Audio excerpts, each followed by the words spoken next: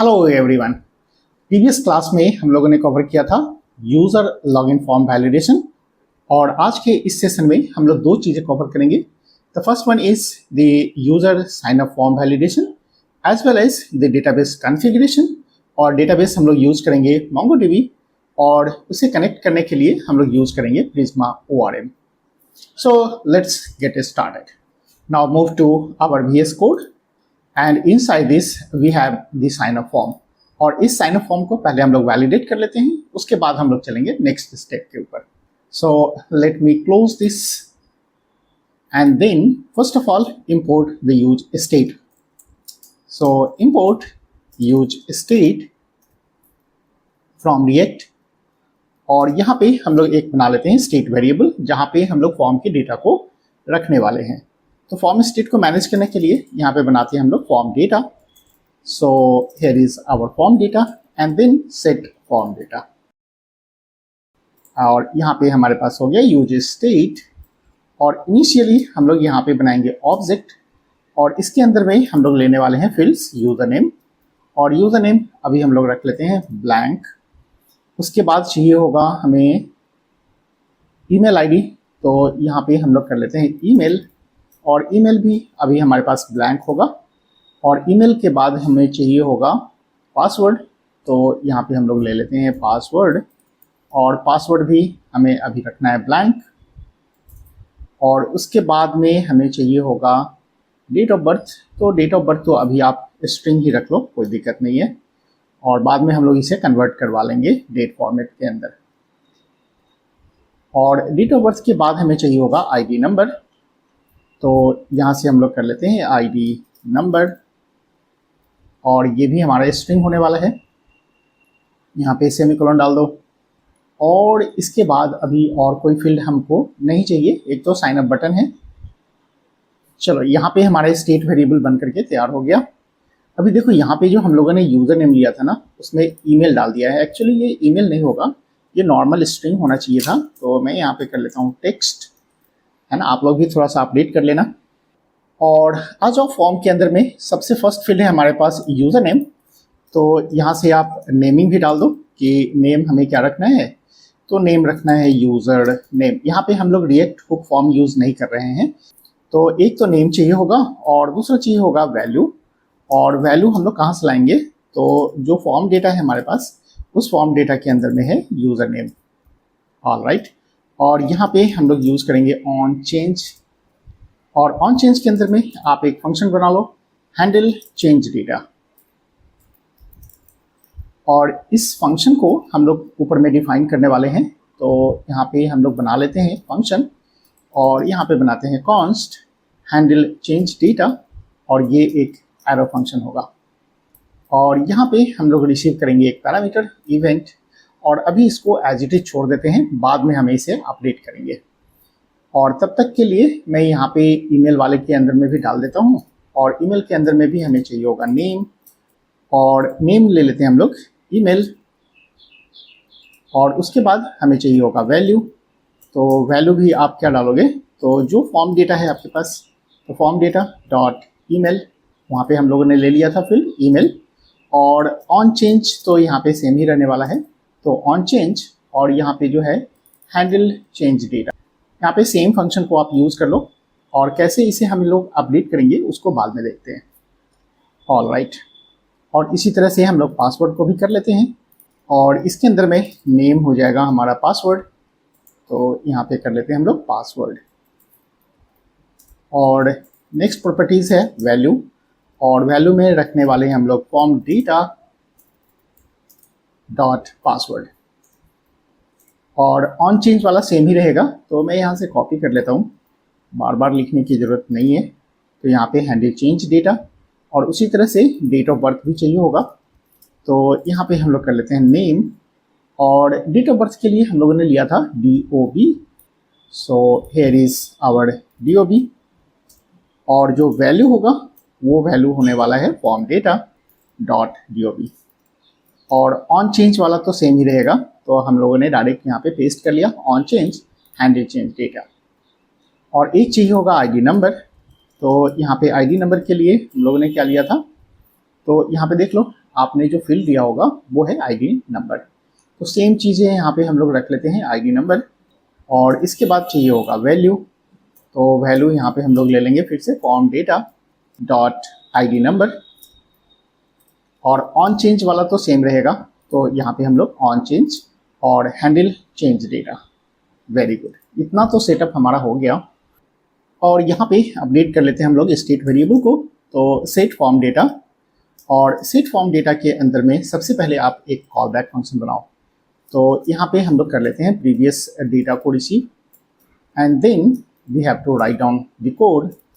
और यहाँ पे हम लोग अपडेट करेंगे पहले स्प्रेड करके कि जो भी प्रीवियस डेटा हम लोग रिसीव करेंगे वो प्रीवियस डेटा को आप ले लो, और उसके बाद हमें डेटा को अपडेट करना है।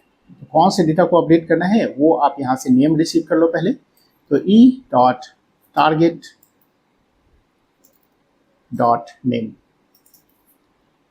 और यहाँ पे हम लोग को पुट करना है वैल्यू।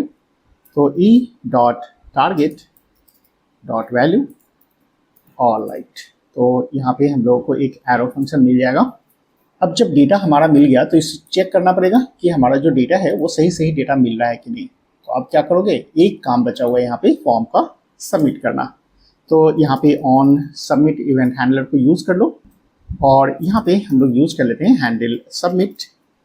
और हैंडल सबमिट का फंक्शन भी आपको बनाना पड़ेगा।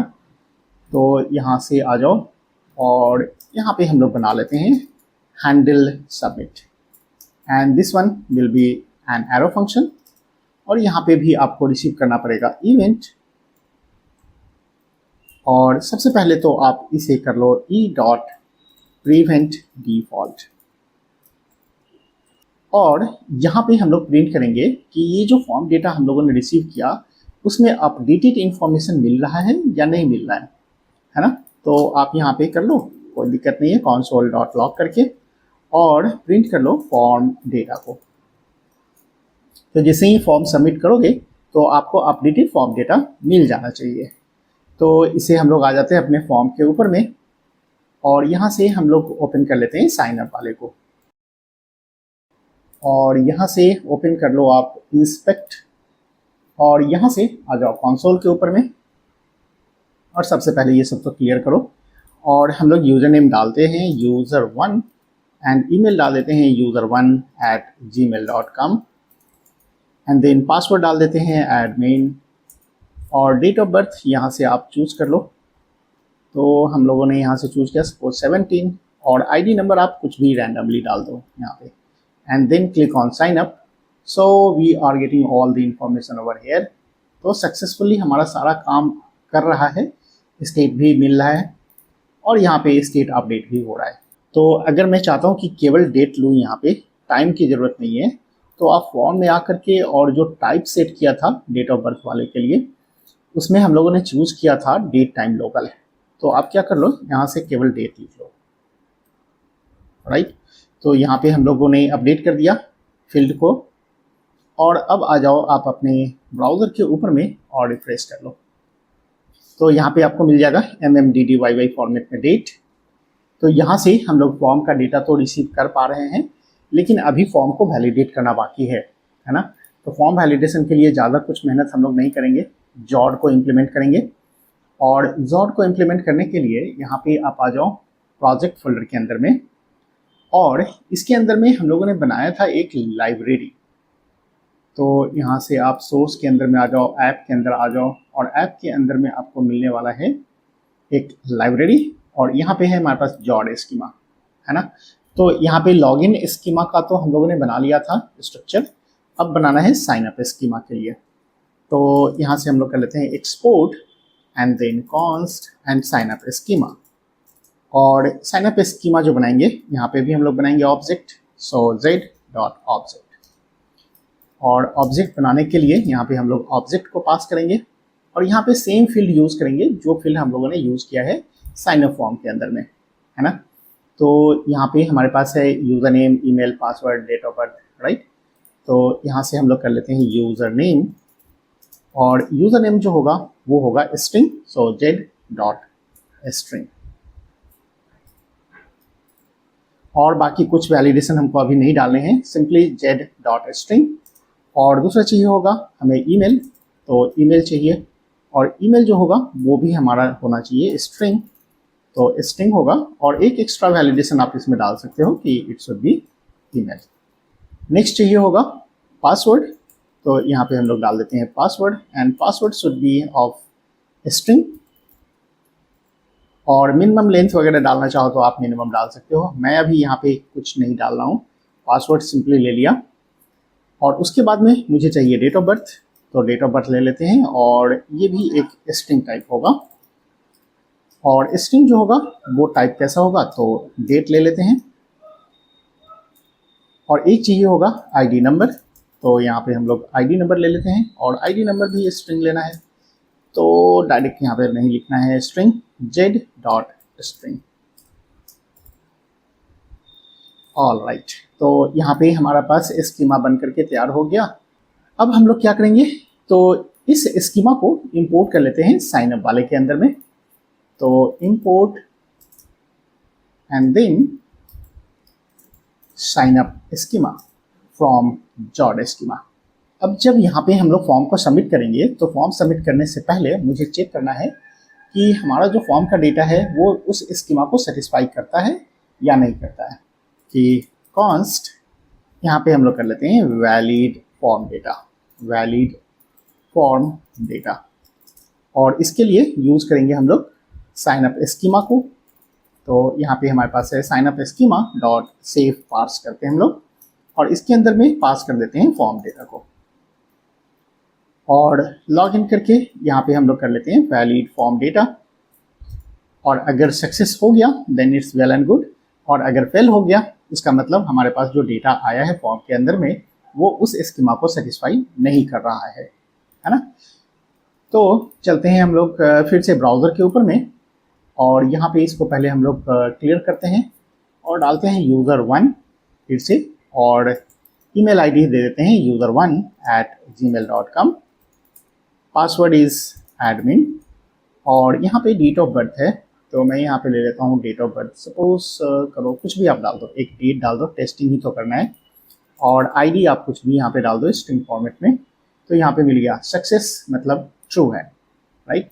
तो हमारा स्कीमा को सेटिस्फाई कर दिया फॉर्म का डेटा, और यहाँ पे मुझे मिल गया फॉर्म डेटा, वेरी गुड। अब हमारा फॉर्म वैलिडेशन का पार्ट तो खत्म हो गया, नेक्स्ट हम लोगों को इंटीग्रेट करना है अपने MongoDB को, है ना। अब आ जाते हैं हम लोग प्रिज्मा के ऑफिशियल साइट के ऊपर में, और यहाँ पे आप ओपन कर लो प्रिज्मा का ऑफिशियल साइट, सो प्रिज्मा इंस्टॉल इन Next.js, राइट। तो यहाँ पे आपको फर्स्ट लिंक मिल गया प्रिज्मा इंस्टॉल करने के लिए, आप इसके ऑफिशियल साइट पे आ जाओ पहले, और ये है ऑफिशियल साइट प्रिज्मा का, और यहाँ से स्टार्ट कर लो आप गेट स्टार्टेड। और गेटिंग स्टार्टेड के बाद जो नेक्स्ट पेज मिलेगा, यहाँ पे मिलेगा स्टार्ट फ्रॉम स्क्रैच, और यहाँ पे मिलेगा MongoDB, आप MongoDB के ऊपर में क्लिक कर लो, और उसके बाद यहाँ पे पूरा टोटल सेटअप आपको मिलेगा कि किस तरह से आपको सेटअप करना है MongoDB को, है ना। तो इसके लिए आप यहाँ पे स्टेप देख लो कि स्टेप में पहले तो आपको प्रोजेक्ट वगैरह बनाना है, तो प्रोजेक्ट तो हम लोग ऑलरेडी बना करके रखे हुए हैं। सबसे पहले हमको प्रिज्मा को इंस्टॉल करना पड़ेगा, है ना। तो आप यहाँ पे npm इंस्टॉल प्रिज्मा कर लो, टाइपस्क्रिप्ट हम लोग यूज़ नहीं कर रहे हैं, जस्ट एक डेवलपमेंट डिपेंडेंसी है, तो आप इसको जा करके और npm इंस्टॉल कर देना, राइट। तो पैरेलली हम लोग करते चलते हैं। यहाँ पे हमारे पास है टर्मिनल, और सर्वर को पहले स्टॉप कर लो, तो Ctrl+C and then stop our server, और यहाँ पे कर लेते हैं npm install and then Prisma save dev. All right, so our Prisma has been installed, और इसके बाद आ जाते हैं हम लोग फिर से अपने ऑफिशियल साइट के ऊपर में, और नेक्स्ट स्टेप को फॉलो करते हैं। और यहाँ पे नेक्स्ट स्टेप में आपको इनिट करना है npx prisma init, और जैसे ही आप इनिट करोगे तो यहाँ पे आपको दो चीज़ें मिलने वाली है। एक तो आपको फोल्डर मिल जाएगा प्रिज्मा का, और उसके अंदर में स्कीमा डिज़ाइन करना होगा, और दूसरा मिलेगा आपको .env फाइल। तो इस प्रोजेक्ट के अंदर में रूट में आपको मिलेगा .env फाइल। अभी देख लो यहाँ पे आपको कोई भी .env फाइल नहीं मिलेगा, है ना। तो हम लोग यहाँ से कॉपी कर लेते हैं, या फिर आप चाहो तो डायरेक्ट वहाँ पे टाइप भी कर सकते थे। तो मैं क्यों मेहनत करूँ, यहाँ पे डायरेक्टली लिख देता हूँ npx prisma init और प्रेस इंटर। ऑल राइट, सो ये हमारा सेटअप हो चुका है, और आप चाहो तो ये इंस्ट्रक्शंस वगैरह सब पढ़ सकते हो, है ना। और अदरवाइज इंस्ट्रक्शन क्यों पढ़ना, मैं तो हूँ यहाँ पे कॉन्फ़िगर करवाने के लिए। तो यहाँ पे हम लोग आ जाते हैं अपने VS कोड के अंदर में, और यहाँ से देखो आपको मिल गया एक प्रिज्मा नाम का फोल्डर, और इसके अंदर में है prisma.schema, है ना। यहाँ से आपको स्कीमा डिज़ाइन करवाने हैं, और जो प्रोवाइडर यूज़ करने वाले हैं, हम लोग यहाँ पे PostgreSQL नहीं यूज़ करेंगे, हम लोग यूज़ करने वाले हैं MongoDB। तो यहाँ से हम लोग डाल देते हैं MongoDB और मॉडल डिज़ाइन करेंगे अभी। और इसके पहले हम लोग आते हैं .env नाम के फाइल के अंदर में, और यहाँ पे जो हमारा कनेक्शन स्ट्रिंग है ना, इसको हम लोग चेंज करने वाले हैं, और इसकी जगह पर हम लोग यूज़ करेंगे अपना MongoDB का कनेक्शन स्ट्रिंग, राइट। तो ये कनेक्शन स्ट्रिंग हमने ऑलरेडी बना करके रखा हुआ है, तो मैं यहाँ पे पेस्ट कर लूँगा। आप लोग भी अपना कनेक्शन स्ट्रिंग बना लेना और यहाँ से आप ला करके पेस्ट कर देना। ऑलराइट, तो ये सारा सेटअप तो आपको समझ में आ गया होगा। तो मैं यहाँ से .env फाइल को क्लोज कर लेता हूँ। अब इसके बाद हम लोग जो साइनअप फॉर्म बना रहे हैं, उस साइनअप फॉर्म का मॉडल यहाँ पे हम लोग बनाने वाले हैं। तो यहाँ पे आप बना लो मॉडल एंड देन यूज़र। यहाँ पे हम लोग यूज़र का ही डिटेल रखने वाले हैं, तो यूज़र बना लेते हैं, और इसके अंदर में आपको चाहिए होगा ID। तो यहाँ पे आप ID ले लो, और ये सारी चीज़ें हमको नहीं चाहिए, कॉन्फ़िगर करना है MongoDB के अंदर में। तो यहाँ पे आप डाल दो स्ट्रिंग, और ये जो होगा ये हमारा होगा ID, and then you have to write down the default, और डिफ़ॉल्ट के अंदर में हम लोग कर लेते हैं ऑटो, और इसको मैप करवा लेंगे हम लोग किसके अंदर में, तो जो MongoDB है उसके अंदर में। तो आप मैप कर लो, मैप किस में करोगे, तो _ID, और ये होगा हमारा एक ऑब्जेक्ट। तो यहाँ पे हम लोग कर लेंगे db.objectID। So here is our ID, और इसके बाद हमें चाहिए होगा यूज़र नेम, और यूज़र नेम जो होगा वो भी स्ट्रिंग टाइप होगा। तो आप यहाँ पे स्ट्रिंग ले लो, और ये सब कंपलसरी फील्ड होने चाहिए, है ना। तो मैं यहाँ पे कोई ऑप्शनल नहीं लगा रहा हूँ। तो यूज़र नेम ले लेते हैं, और उसके बाद में ईमेल भी चाहिए होगा, और ईमेल जो होगा वो यूनिक होगा, है ना।